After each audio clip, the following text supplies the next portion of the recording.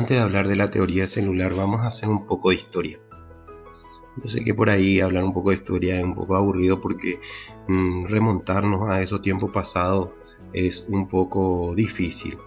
Pero bueno, hagamos el esfuerzo. Usemos un poco la imaginación.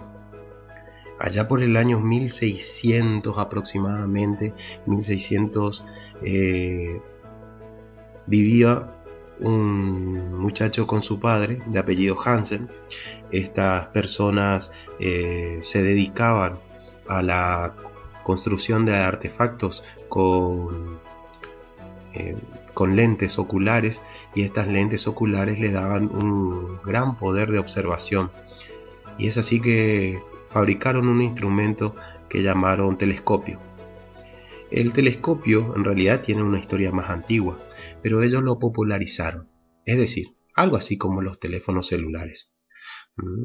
Hubo quien inventó el teléfono y después lo fue perfeccionando, pero en su momento se volvió toda una novedad. Y allá por el año 1600, el que tenía un telescopio para observar las estrellas era lo más de lo más, ¿sí? Hoy por hoy sabemos que tener un iPhone, por ejemplo, es lo más de lo más. Bueno, antes decían, bueno, tengo un telescopio de Hansen, y decían, oh, tiene un telescopio de Hansen, es lo más de lo más. Bien, a todo esto, en el año 1635 nace un físico llamado Robert Cook. Robert Cook perfecciona estas lentes, pero no la usa para mirar hacia el espacio, la usa para mirar detalles de organismos muy pequeños, como las pulgas, por ejemplo, o un piojo. Entonces fue puliendo estas lentes y les fue dando mayor resolución y más resolución hasta alcanzar el máximo que se podía en ese momento. Robert Cook vio algo muy interesante en un corte muy finito de un tejido de una planta de corcho. Cuando observó esto, le llamó mucho la atención, según cuenta la historia, las formas que tenían estas estructuras, que al parecer a simple vista eran lisas, pero cuando se veían al microscopio empezaban a notarse otros detalles. Estos detalles él lo llamó cell, que en latín significa celdas. Dijo que eran pequeñas celdas. Vaya a saber qué le pasó por la cabeza para poder decir eso, ¿no? Pero la cuestión es que le puso ese nombre, ¿sí? Y como estaba en latín, quedó cell, y de allí la palabra célula. Con el pasar del tiempo aparece otro personaje en el mundo de la ciencia. Como dije anteriormente, esta moda de la visión del mundo en microscopio fue ganando adeptos. Tal es así que Anton van Leeuwenhoek fue un comerciante de telas que se apasionó por el mundo microscópico y había leído las descripciones de Robert Cook, el cual había publicado sus estudios. Entonces habían caído en manos de van Leeuwenhoek, y él empezó a pulir más aún esas lentes y a darle una terminación, si se quiere, artesanal muy prodigiosa. Tal es así que alcanzó una resolución de hasta 250 veces la resolución del ojo humano, y los dibujos, los esquemas que él presentó fueron de magnífica calidad. En ese momento era algo así como decir, bueno, que sacaba fotografía con una cámara súper profesional, traída del futuro con la resolución más amplia que había. Y él era el único que podía hacerlo, porque fabricaba sus propios microscopios.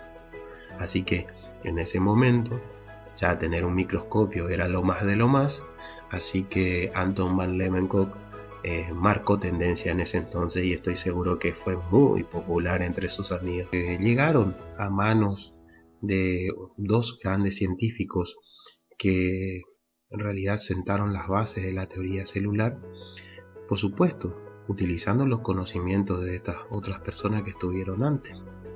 Uno de ellos se llama Matthias Leiden y, como su nombre lo indica, tiene origen alemán. Leiden era botánico, por ende le encantaba el estudio de las plantas y se dedicó a estudiar la estructura de las plantas.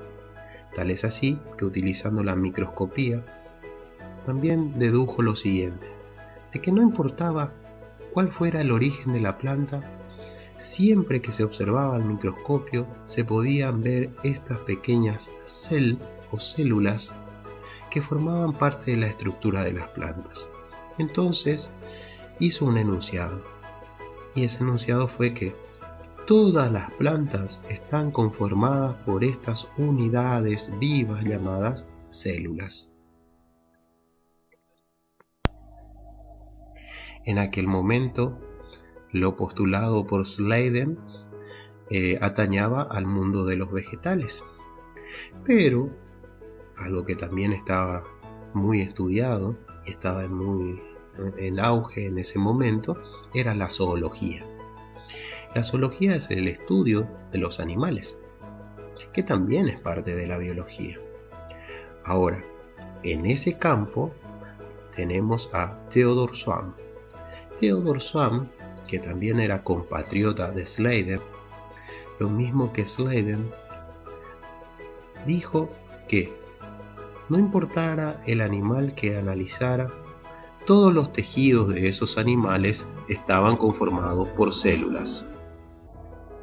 Entonces aparece en escena otro alemán, otro alemán más, y sí, fue una edad dorada para los alemanes.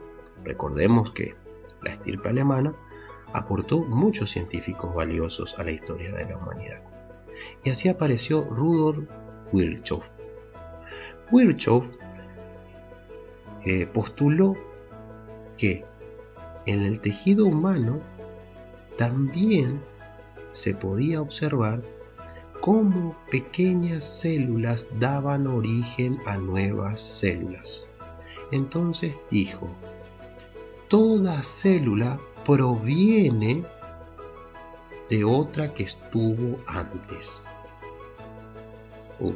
Ahí sentaba las bases de una aseveración muy importante.